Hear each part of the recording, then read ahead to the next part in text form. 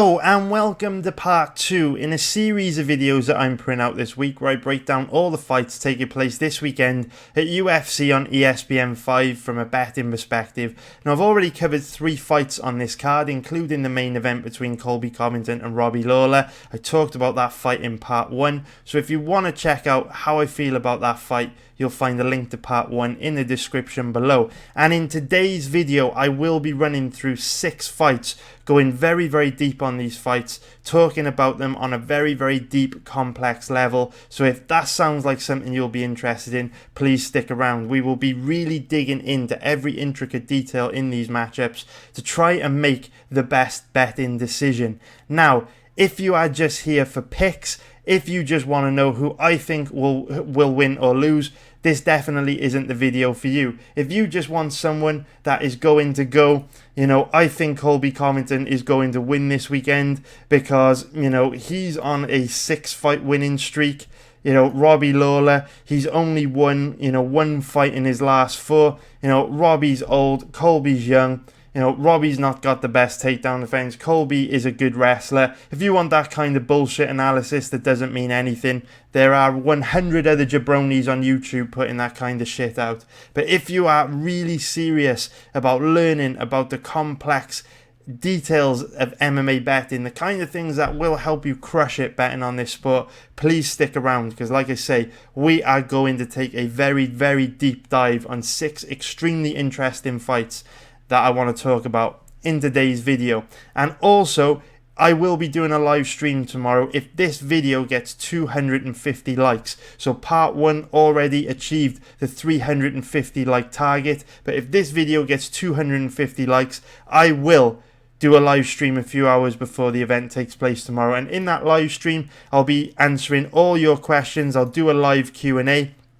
where you can ask me anything you want about the upcoming fights or anything really, and I'll also be trying to find a decent value prop bet for every single fight taking place on tomorrow night's event. And if you don't know what a prop bet is just basically a highly specific bet. So for example, Lawler to win by KO would be considered a prop. But now, enough of that. Let's get into talking about these fights. And the first fight that I want to talk about is going to be Gall against Salim Touahri.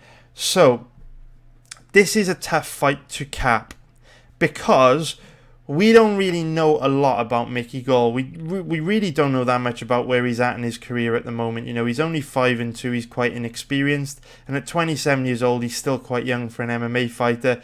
So he's going to be making big changes from fight to fight.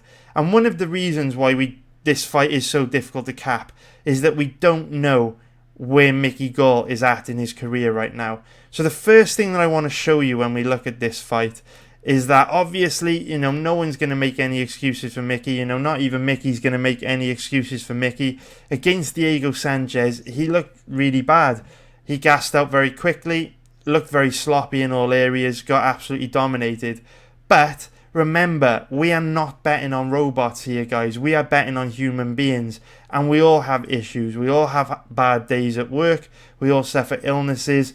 And Gall wasn't in a good place for this fight at all. So just want to play you this little clip here from a Fight Week interview that Mickey gave a couple days ago. So just going to mute my mic and pop this on by here. Wipe that dirt off my shoulder. Got a little sick in the last fight and didn't perform near what I should. So ready to make a big statement.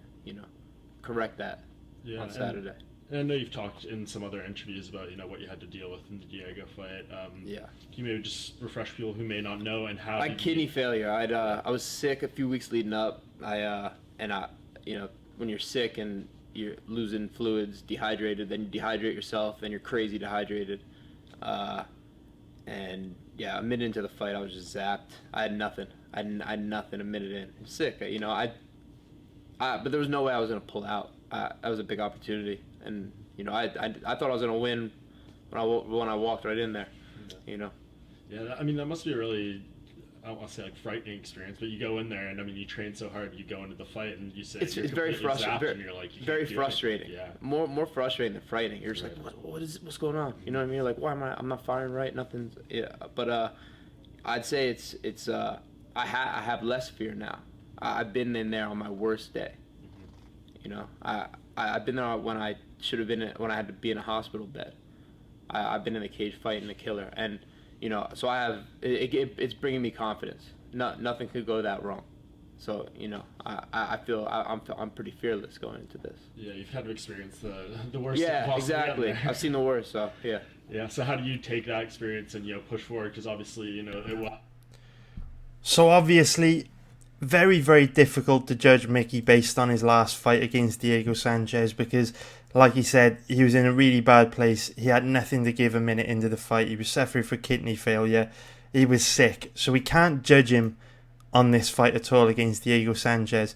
Then the fight before that against George Sullivan ended very, very quickly. Only lasted just over a minute. So even looking back over the last sort of 18 months, don't really have anything to go on where Mickey Gall's at in his career right now. We haven't really seen him in a position to show us what he's capable of at the moment in the last 18 months. And then before that, obviously, there was a lot that we can learn from his fights against Randy Brown and Sage Northcutt. But once again, the Randy Brown fight was over 18 months ago now. And someone like Mickey Gall at just 27 years old, an intelligent, young, hungry, up-and-coming fighter, they can develop and improve so much within that time. And again, they can also not improve that much in that time. And, maybe Mickey Gall shows up looking like he did against Randy Brown and Sage Northcutt. And if he does, I think he'll struggle very badly. But at the same time, we have no idea what we're getting from Mickey, really, because we haven't seen him fight for any length of time in the last 18 months. Now, when I talk about this fight, I really want to get that out there, but all I can do is talk about this fight in the context of what we've seen from both guys in their past fights, right? I don't know what improvements Mickey Gall's made in the last 18 months. What I can assume is that he's made significant improvements to his striking because he's been training with Joe Schilling in California. His ground game, his Brazilian Jiu-Jitsu is already very good. And his wrestling's never really been that great, but, might have improved that as well. Now, this is both a terrible matchup for Mickey Gall and also a great matchup because on one hand it's a terrible matchup because from a technical point of view, Salim Touahri is better than him basically everywhere. Stronger wrestler, definitely a better striker, not as skilled on the ground. Mickey's definitely a better pure Brazilian Jiu-Jitsu practitioner, but everywhere else Salim Touahri is better than him. Based on past performances, we can't obviously account for any improvements Mickey's made over the last 18 months. But on one hand, that makes this a bad matchup for Mickey, right? 'Cause he's second best almost everywhere. But on the other hand, it's not so much of a bad matchup for Mickey Gall. It actually could end up being a decent matchup for Mickey Gall because Salim Touahri is just so passive. Really, really passive. Doesn't let his hands go. Doesn't go up a gear. No urgency when he's behind in a fight. Doesn't hit particularly hard. Never tries to take his opponents down. So while there's absolutely no doubt in my mind that based on past performances, Touahri's better than Gall almost everywhere, if the best fighters from a technical point of view always won, I would be a very, very wealthy man because it would make the sport very predictable. It's easy to identify who is the more technically skilled fighter in a matchup. Obviously, fights aren't decided like that. And with Touahri being so passive and tentative in his past fights, I could definitely see Mickey Gall outworking him over 3 rounds. And again, remember Mickey Gall, he's from New Jersey. This event is taking place in New Jersey. He's going to have the crowd behind him. If the fight does end up being close, which is very likely it will be because Touahri is so passive, then you'd expect the New Jersey judges to give their hometown guy Mickey Gall the nod. So it is a tricky fight to cap in that sense because Touahri is better than Gall. There's no getting away from it. And one thing that I would also say is that Salim Touahri is coming into this fight on a 2-fight losing streak, and obviously Touahri's got no clout in the UFC, no fans in the UFC. One thing I would be concerned about if I was betting Gall this weekend is that with Touahri's back against the wall, knowing that if he loses a third fight, he's probably going to be released, is he actually going to show up and, for one of the first times in his career, let it all go and fight more aggressively than usual? Because if Touahri does show up and increase his output, if he really does let it all go in this matchup, I think he does run through Mickey Gall and dominate, unless Mickey Gall's made some huge improvements in the last 18 months that we can't account for. Now, another reason why this could potentially be a very tricky matchup for Mickey Gall is because Mickey Gall's striking is at quite a low level. Or at least it was when we last saw it properly back in 2017. You'll often see him turn his head away from his opponents, overreact to feints, and even turn his back away from his opponent. He looks very insecure and timid striking. But then again, training with Joe Schilling for 2 years could certainly look a lot different on Saturday night. Now, the problem with this matchup is that the one area where Mickey Gall's probably going to want this fight is on the ground, because his level of Brazilian Jiu-Jitsu is absolutely excellent. We all know Mickey's a very, very skilled grappler. Problem is, Touahri's takedown defense is excellent. I don't want to make huge sweeping statements, but I don't really give Mickey Gall any chance of taking Touahri down. And if he does get him down, chances are Touahri's going to be able to pop back up very quickly. So this will likely be a stand-up fight. So it is a very tough matchup for Mickey Gall. There is absolutely no doubt about it. But, there is hope for him simply because of how tentative and passive Touahri is. So if we look at the odds at the moment on this fight, we've currently got Mickey Gall at around about an average of, call it, 2.05, which is plus 105 for an implied probability of 49%. Now, there's no way you can bet Mickey Gall in this fight. Like I say, he's second best everywhere.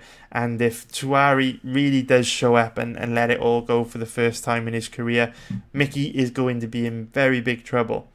But if we look at the odds on Salim Touahri, currently around about, call it an average of 1.83, which is minus 120 for an implied probability of 55%.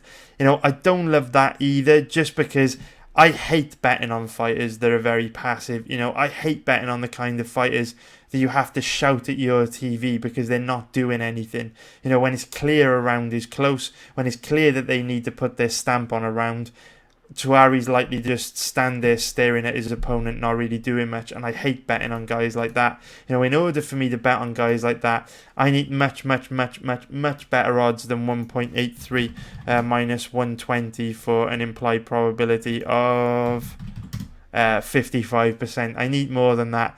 If the odds were the other way round and Touahri was a slight underdog, I would definitely take a shot on him, but you can never trust him, because he never lets his hands go. He's very, very passive. And I hate betting on guys like that, because even though he's much better than Mickey Gall everywhere, if he doesn't pull the trigger, Mickey Gall will. And I could quite easily see Mickey Gall outworking him to a decision win. So a tricky fight for betting.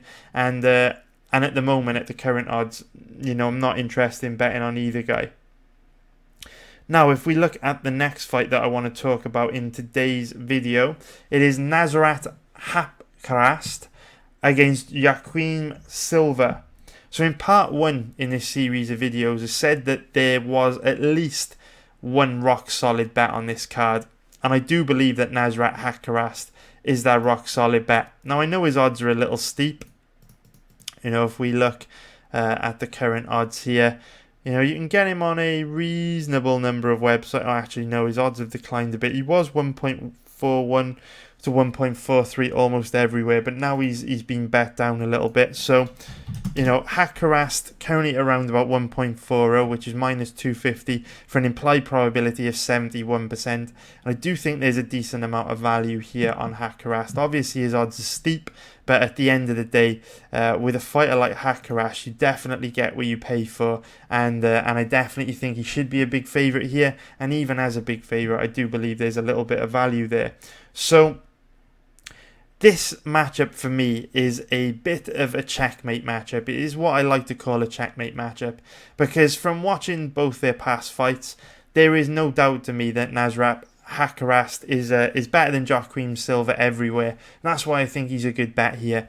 If the fight stays standing, should have quite a big advantage. What you'll find from Joaquim Silva is that he marches forward, winging big power shots, looking to land that big KO strike on his opponent. If you watch Nasrat Haqparast, he's got excellent footwork, he's very good at slipping his opponent's shots, and Haqparast is never there to be hit. He always keeps a very high boxing guard. It's very, very difficult to land clean and hard on him. And Joaquim Silva, when he's coming forward winging these big hooks, I expect Haqparast to be able to block them, slip them with his footwork, and then counter. Because when Silva is throwing these big hooks, he leaves himself wide open to big counters because he doesn't set them up. He doesn't use a jab or anything like that. He just wings bombs. And Haqparast is the kind of guy whose striking defense is so good, it will not be easy for Silva to land one of those bombs.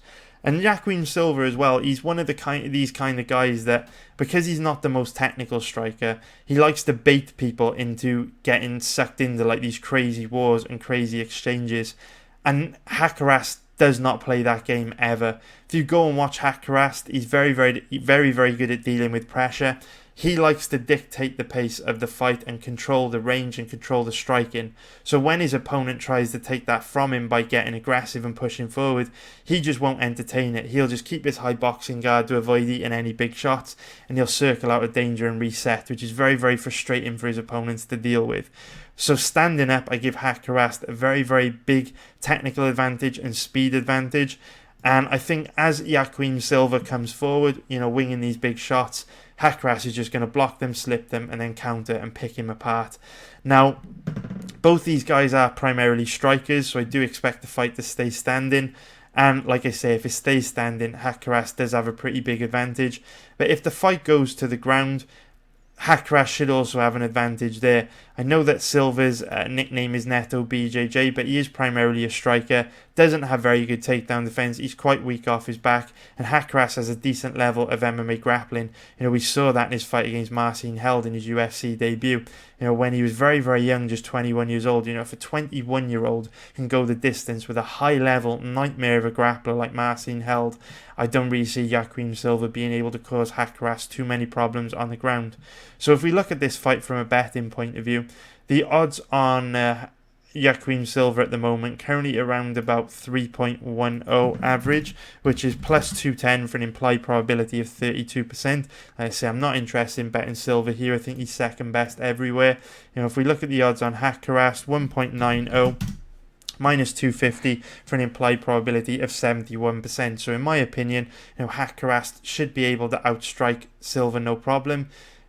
Silva doesn't pose a threat to him on the ground. Haqparast is a better MMA grappler. So really the only way Haqparast wins this fight is if... the only way that Haqparast loses this fight is if something crazy happens, like he significantly underperforms, or he's coming in with a bad injury, or if he gets disqualified or something like that. If both guys show up and perform to their full potential, I do think Haqparast wins the vast majority of the time. I mean, the only real way Silva could win here would be by flash KO, but I do feel that is significantly...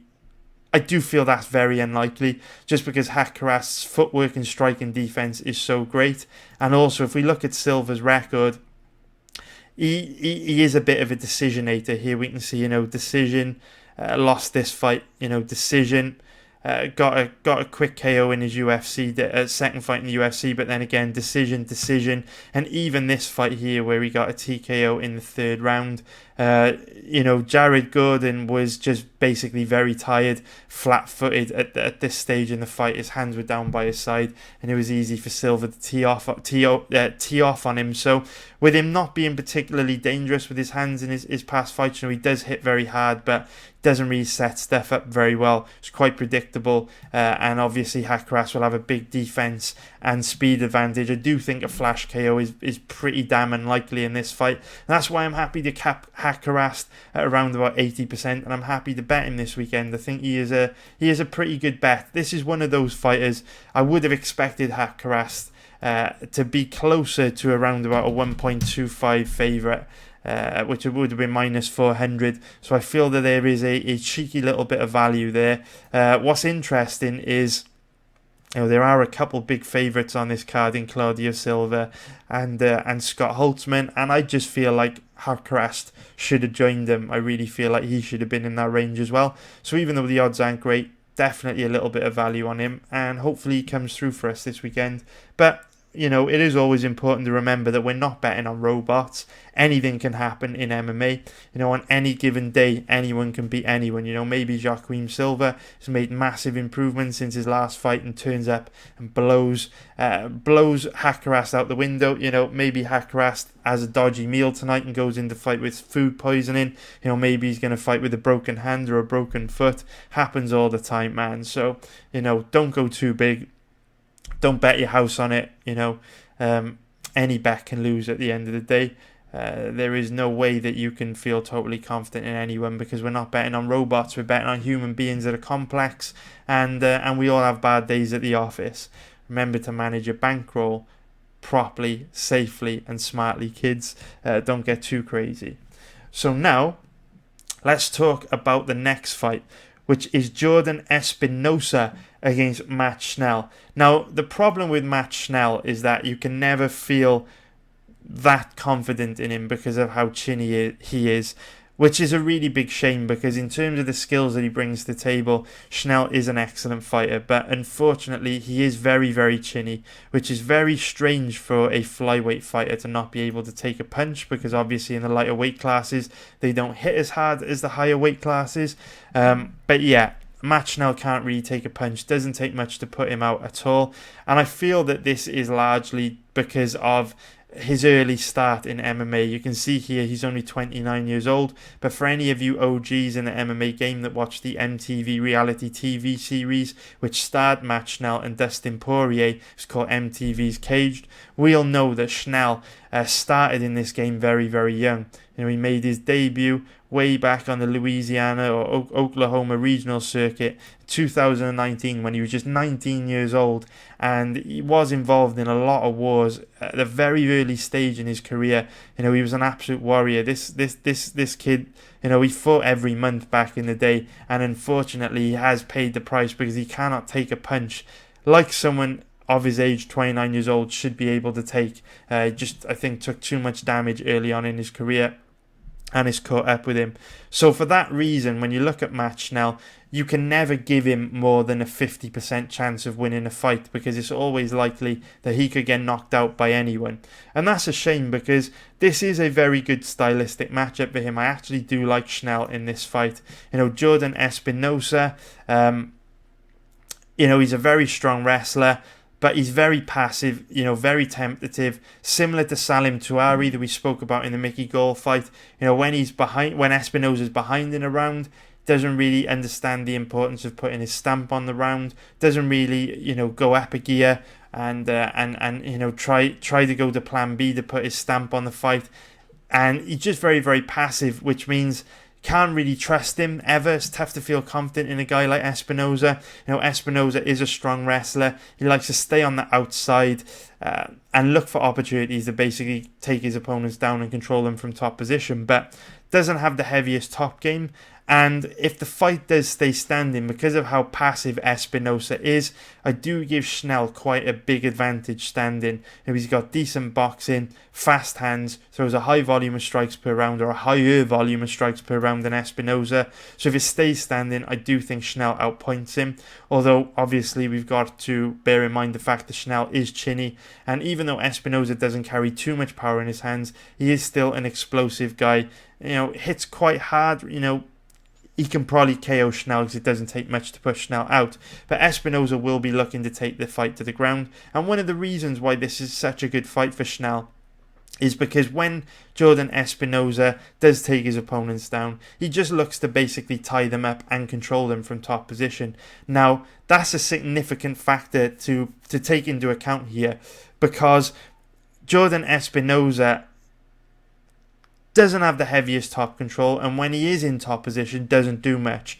Now, compared to Matt Schnell, who is very, very active off his back, constantly attacking, very, very high-level Brazilian Jiu-Jitsu. He's an absolute nightmare on the ground. And remember, the MMA judging criteria changed in early 2017 to punish lay and pray tactics. So if Schnell and Espinosa go to the ground, I think Espinosa is going to be trying to stall, while Matt Schnell's looking to throw up and lock up some really deep, nasty, vicious submission attempts, which means I could definitely see Schnell winning the fight on the ground, even if he's on his back, just because he's so offensive that with the new scoring criteria for the judges that came into play in 2017, favouring offence on the ground as opposed to control, I could definitely see Schnell winning the fight on the ground, even if he gets taken down, because he'll be so offensive off his back, he will just force Espinosa to constantly defend. So all round, it is a pretty good stylistic matchup for Schnell, because I believe he can win the fight standing up or on the ground, and he also has a decent size advantage as well.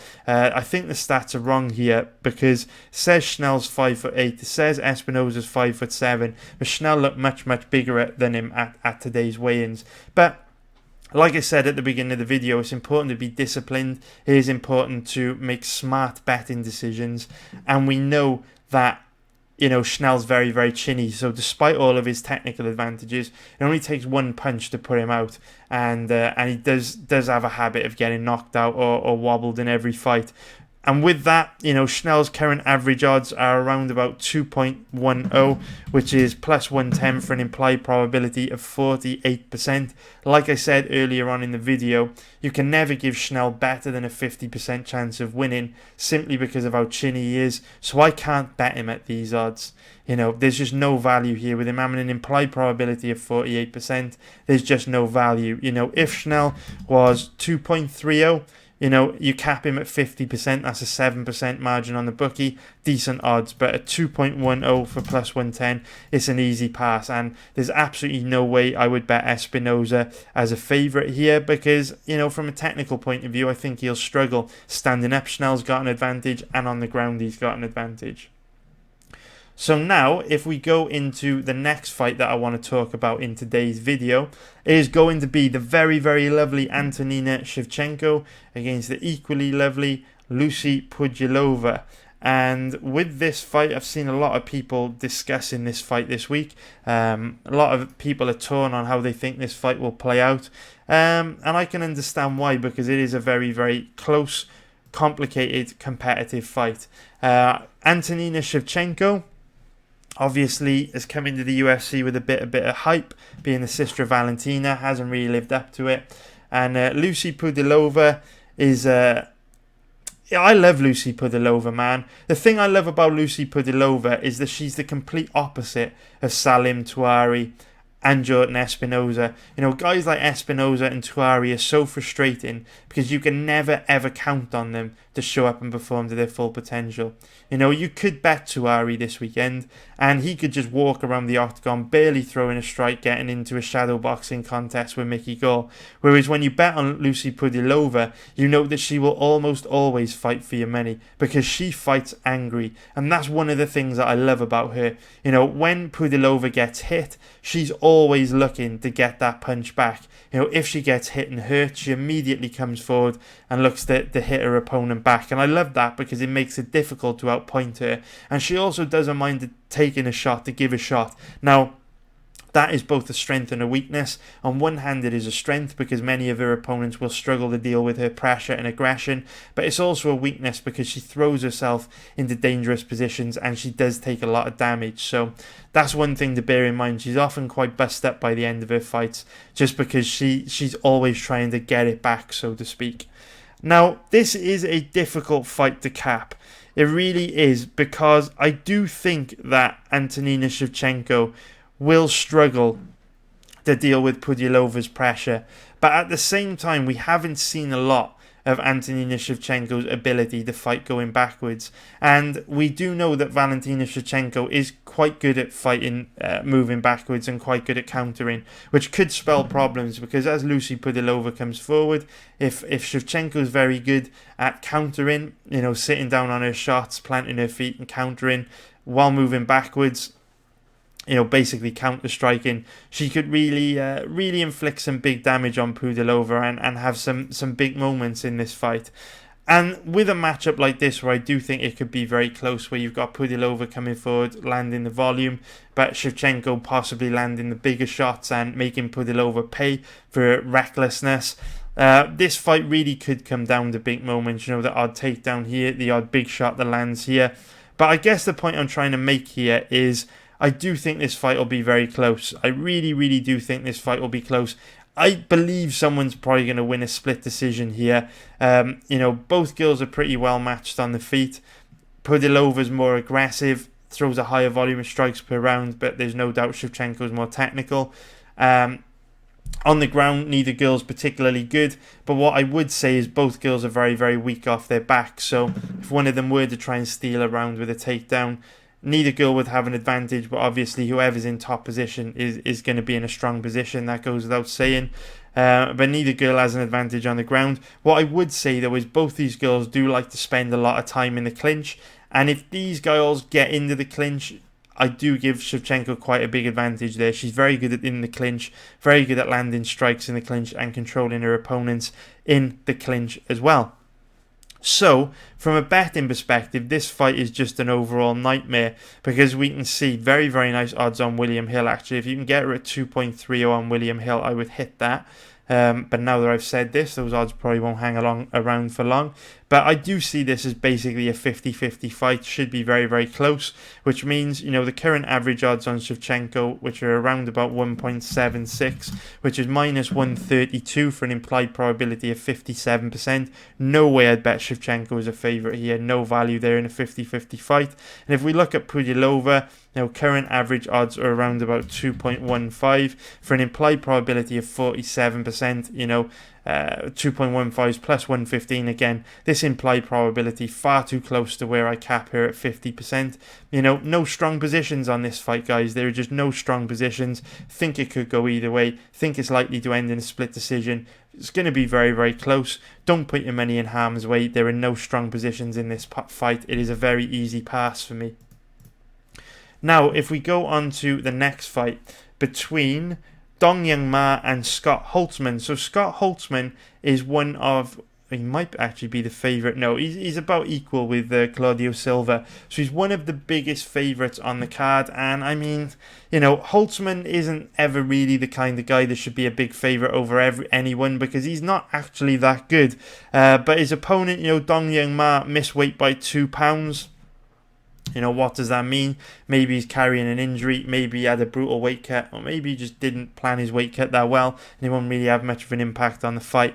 I don't want to spend too much on this fight, really. It's not really worth exerting that much brain power. Scott Holtzmann at odds of, call it an average of, say, 1.25, which is minus 400 for an implied probability of 80%. Holtzmann's decent, lands a decent volume of strikes standing. He's an okay wrestler. Holtzmann's nothing special. Again, one thing I like about Holtzmann is that he is, again, the opposite of Salim Touahri. He is not he's not a passive fighter. Holtzmann's the complete opposite. He does work very hard. He does have a high output. He's constantly in his opponent's face trying to score points. So I do like that. But in terms of technique, he's not going to blow your hair back. And in order to bet a fighter at these sort of odds, odds that carry an implied probability of 80%, I need to give a fighter virtually no chance of losing. They need to be almost bulletproof. They need to have advantages everywhere. And I just don't feel that Holtzmann's the kind of fighter you should bet at those odds.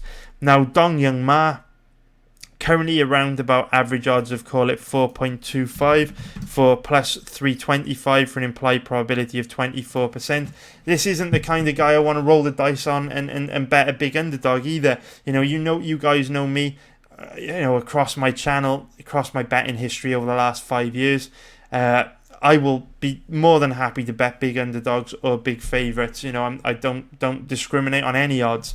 But Dong Young Ma is not the type of underdog I want to take a gamble on, just because he is more like Touahri. He's very passive, no urgency. Doesn't understand the importance of putting his stamp on rounds, doesn't go up a gear. So even though, Holtzmann won't blow your hair back from a technical point of view, it's not really that much better than Dong Young Ma anyway. I do feel that it's very likely he outworks Dong Young Ma over 3 rounds and takes down a decision. So yeah, certainly not going to bet it. Don't want to spend too long talking about it. should be a fight that Scott Holtzmann wins.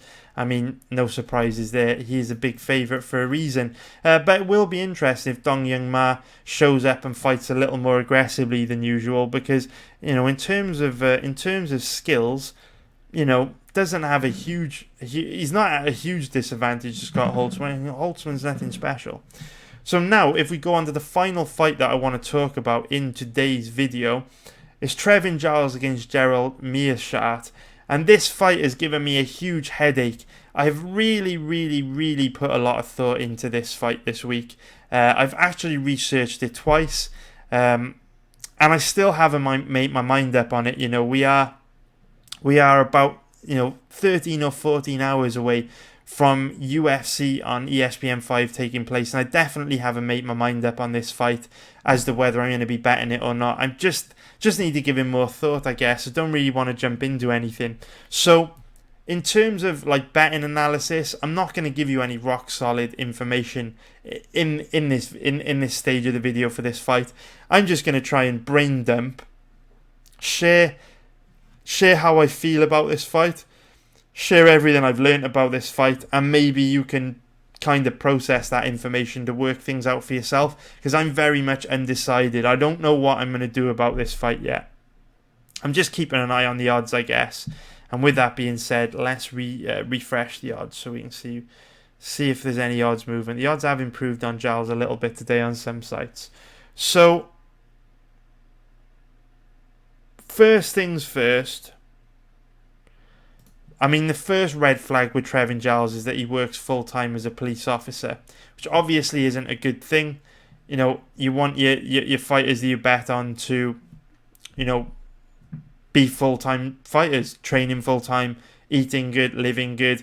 And I'm guessing that the hours that Giles works as a police officer are all over the place. He's probably working late nights, early mornings. He probably has to eat a lot of fast food. It's probably very difficult for him to eat good and train good, because he's going to be working loads of different shifts and things like that. So definitely not good that Trevin Giles works a full-time job as a copper. But this is one of those fights where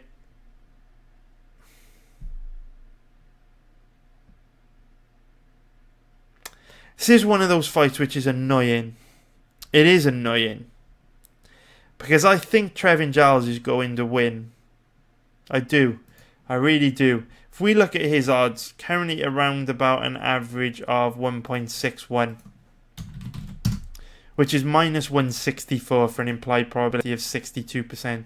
Before I get into breaking this fight down, this is the problem I have with this fight. I think Trevin Giles wins, but remember, you've got to let the odds do the work for you. And the odds will guide you. They will help you make the correct betting decisions. If you let the odds do the work for you, they will force you into avoiding a lot of bad bets. So when I see odds of 1.61 on Trevin Giles that carry an implied probability of 62%, I think capping Giles at 62% is low. Which basically means I give him better than a 62% chance of winning. Problem is, really speaking, to get a good amount of value here, you'd have to give him a 70% chance of winning. And that sounds way too high to me. So I guess I cap him somewhere between 60 and 70%. I don't know exactly where it is. But because of that, his odds are in a very tricky position for me. Because if I bet him at these odds, I don't feel like I'm getting a good deal. Because I can't cap him at 70%. I just can't.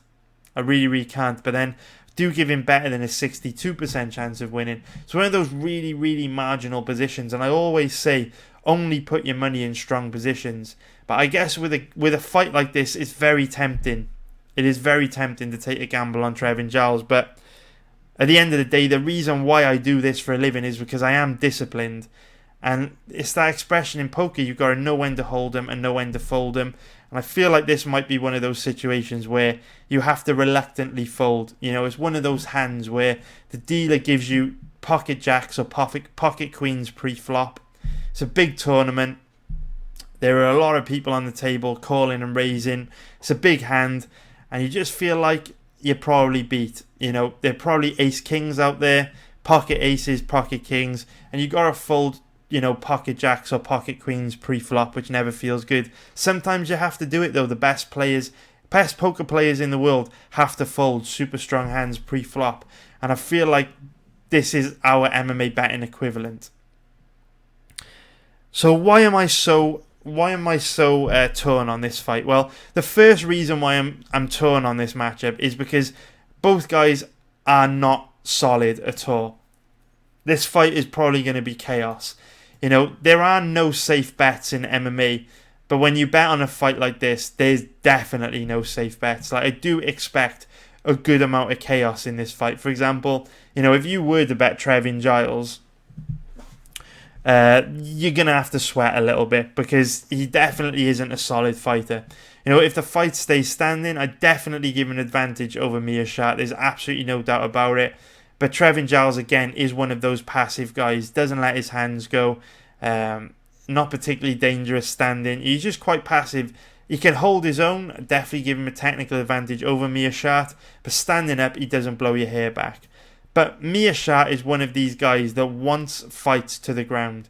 And he will do whatever it takes to get fights to the ground. Which is ironic because, you know, he started his career as a striker training at Rufus Sport. But for whatever reason, over the last few years, he always wants fights to the ground. And he will go to extreme lengths to get in fights to the ground. You know, if he can't take his opponent down, he will pull guard. And one of the reasons why this is a dangerous matchup to bet on is because Meerschaert you know, I really hate to criticize fighters, but I guess it's my job to make these videos, and I have to be honest, and I can't think of any other word to describe Meerschaert other than the fact that he's pretty bad. He's just not a very good fighter at all. You know, very bad takedown defense, low level striking, makes so many mistakes on the ground. He's always giving up position. You know, he pulls guard, puts himself in losing positions. Just not a very good fighter at all. The problem with Meerschaert is he's very tricky. He does really unorthodox, messed up stuff that is usually going to be suicide, but he gets away with it because he does things that are so bad and so unpredictable. They often catch guys off guard. So what I would say, just before I go into explaining, you know, why Meerschaert is so tricky, is that, you know, this fight is risky because Giles doesn't have the best takedown defense as well. Now, Meerschaert does this thing where he pulls guard and gives up mount because it's fucking crazy. I can't even believe I'm saying this. There are only two fighters in MMA that I've ever seen do this. The first one is Gerald Meerschaert. The second one is Veronica Macedo. They're the only two fighters I've ever seen that do this. But basically, Meerschaert's got this move where he pulls guard, allows his opponent to mount him, so that he can then initiate a very, very well drilled scramble that it creates to go from mount and wind up in top position. He catches a lot of guys with this technique. I don't know how he does it, but he purposely gives up mount to wind up in top position. So you'll often see him mounted in fights, and he always gets away with it. I mean, one thing I could maybe compare it to, maybe you can link it to Rufus Sport, is Anthony Pettis does something similar. Anthony Pettis gives his back up when on the ground because he has a freakish ability to escape back control. You know, even if his opponent has a fully locked in body triangle, Pettis can almost always reverse that position and wind up on top. And it's very similar to what I see Meerschaert do, except with a much more dangerous position in mount. So that goes one of two ways. When Meerschaert pulls this maneuver against higher level guys, he gets destroyed because when you give mount up to a higher level opponent, they will just rain down ground and pound, force you to give your back up and just either ground and pound you out or submit you by rear naked choke. So that's one of the ways it goes. But against lower level, less experienced guys, Meerschaert actually has tons of success with this technique. And that's unfortunate because if you go back and watch Trevin Giles' fights, against Antonio Braganetta, against Zach Cummins, and against Ryan Spann, you will see that he does give up position a lot on the ground. His takedown defense isn't good, and he does tend to be put in bad positions on the ground. So this kind of weird flim-flam bullshit, nonsensical, tricky, suicidal craziness that Meerschaert does on the ground works against a lot of guys because they don't expect it and is very unorthodox. And I think it could work against Trevin Giles. On the other hand, if Trevin Giles has done his homework, comes in, fights smart, he could absolutely run through Meerschaert. But it is a concern. It's a tricky fight, guys. So I guess what I'm trying to say is I do think Trevin Giles wins because Meerschaert makes a lot of mistakes on the ground, gives up position a lot, puts himself in bad positions, and I also give Giles an advantage standing. But at the same time, Gerald Meerschaert is a sly fox on the ground, and I do believe Trevin Giles is the kind of guy to fall for the traps that Meerschaert sets. And that is why I don't love the odds of 1.61 minus 164 for an implied probability of 62%. There's no way I bet Meerschaert here because he's not very good. But at the end of the day, I'm not rushing out to bet on Trevin Giles either because to me, this isn't a good deal at these odds. So I hope you liked this video, guys. That is it, part 2 done. We smashed through those 6 fights. We got 1 bet on Haqparast. Haven't made my mind up on Trevin Giles yet. I'm actually going to go back and research the fight between Stosic and Nchukwu for a second time. As we can see on a couple of websites, Stosic's odds are up to around even money now. And what you'll notice is Stosic's odds are much better on 5 Dimes and Pinnacle Sports than other betting websites. And if you don't know, Pinnacle and 5 Dimes lead the MMA betting market. So what happens is when you see odds on this, on either 5 Dimes or Pinnacle, most other betting sites will then follow in the next 6 or 12 hours after that. So I would expect Stosic's odds across all betting sites to improve into this territory around even money, except at the moment they're lagging behind a bit. We can see a big difference between the odds on Stosic at Bet365 and 5 Dimes and obviously Pinnacle.